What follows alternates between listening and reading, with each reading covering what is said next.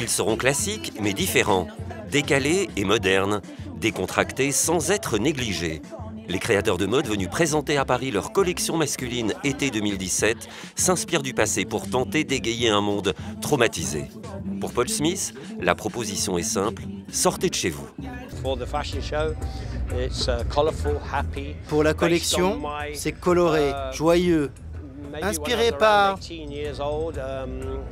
Peut-être quand j'avais 18 ans, sortir à Londres et aller dans des clubs géniaux comme le Whisky à Gogo ou le Flamingo. Écouter du rhythm and blues et du jazz, regarder ces gars qui venaient de tous horizons avec une attitude très positive. La façon dont ils s'habillaient spécialement pour l'occasion, c'était vraiment des mecs très cool. Paul Smith n'est pas le seul cette saison à se référer à l'Angleterre. Dries Van Noten remonte à la fin de l'époque victorienne, début 20e, avec le mouvement Arts and Crafts, art et artisanat de William Morris, précurseur du style moderne. Les matières sont brutes ou récupérées, réunies en patchwork. On a photographié des tapisseries du XVIe, XVIIe et XVIIIe siècle que nous avons ensuite imprimées sur du lin. Nous les avons mélangées avec des tissus sortis directement de métiers à tisser ou tricotés main. C'est vraiment un travail d'artisanat. Chris Van Ash, pour Dior-Homme, joue également la touche britannique. Quelques pincées de punk, mais sans plus. Car le talent d'un designer réside dans son aptitude à manier les repères historiques sans les brouiller pour les transcender. Je suis que contraste. J'aime l'ordre et le désordre. J'aime la New Wave 80 et l'énergie sport d'aujourd'hui. L'idée, c'est de faire une synthèse de plusieurs inspirations, plusieurs sources d'inspiration et de références, et d'en faire quelque chose de nouveau. C'était très bien, c'était complètement renouvelé, c'est exactement ce qu'il fallait faire. Moi, je trouvais ça génial. C'est-à-dire que c'est des vêtements qui sont quand même assez martiaux.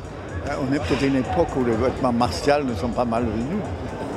Mais en même temps, la scénographie allait un petit peu à l'encontre de ça, ce que j'aimais bien. J'aimais bien la contradiction avec ce grand truc qui faisait plus divertissement, parc d'attractions, ou en tout cas avec les ampoules, un côté plus festif. J'aimais bien la contradiction que ça amenait. Ouais.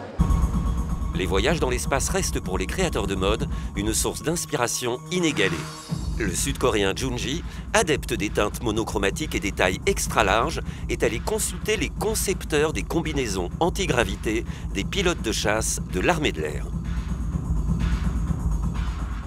La véritable combinaison anti-gravité est vraiment rude et dure. Tout est vraiment brut. Alors j'ai pensé qu'en la mélangeant avec des chemises à capuche, cela donnerait quelque chose de plus décontracté.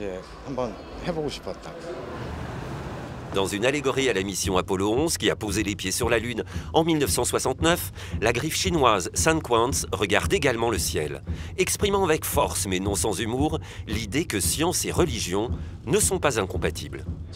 La science, la religion et l'espace sont des sujets de conversation profonds et sérieux, mais nos vêtements sont faits pour la rue. Alors j'ai voulu ajouter quelques touches d'humour pour regarder le monde d'une manière plus amusante. L'humour, une qualité propre aux gens de mode. Chez Lanvin, assise au premier rang, la propriétaire de la marque, Madame Wang. La riche femme d'affaires taïwano-chinoise tente de savourer la décontraction et la modernité avec laquelle les jeunes mannequins défilent. Je n'ai plus mon père, je n'ai plus mon grand frère. Mon fils ne m'écoute pas pour habiller. Ça, c'est pour nos fans et clients. Mais c'est quand même agréable à regarder un homme bien habillé. Bien sûr, bien sûr. Vous êtes moderne. Mais il y a 7 ans, si mon père est encore là, c'est interdit. Lucas Ossendriver, le directeur de création des collections hommes, a décliné le romantisme Lanvin. Il défend une silhouette hybride entre la rigueur de la veste et la souplesse de la parka. C'est plus du tout la même façon de s'habiller en fait. Et donc c'est pas la même façon de se tenir? Non, c'est une allure très différente en fait. Une allure plus jeune, plus moderne, plus léger, plus individuelle aussi, je pense. Les défilés parisiens sont pour les marques l'occasion de faire partager leur univers. La griffe new-yorkaise Hood by Air a donc convié journalistes et acheteurs dans le célèbre Sonaguet parisien, le Sun City. Malgré quelques pauses lascives, l'ambiance reste avant tout festive. On ne voulait pas que ça tourne à la débauche. Ce n'était pas ça l'idée. On voulait que les gens se relaxent l'esprit et ressentent cette évasion, cette expérience très profonde. comme s'évader sur une île déserte grâce à l'extravagance magnifique de l'Américain Tom Brown.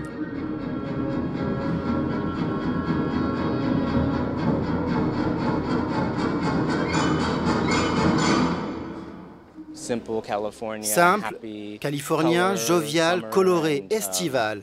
Le concept de la collection, c'est que toutes les pièces n'en font qu'une, connectées entre elles par une fermeture éclair dans le dos.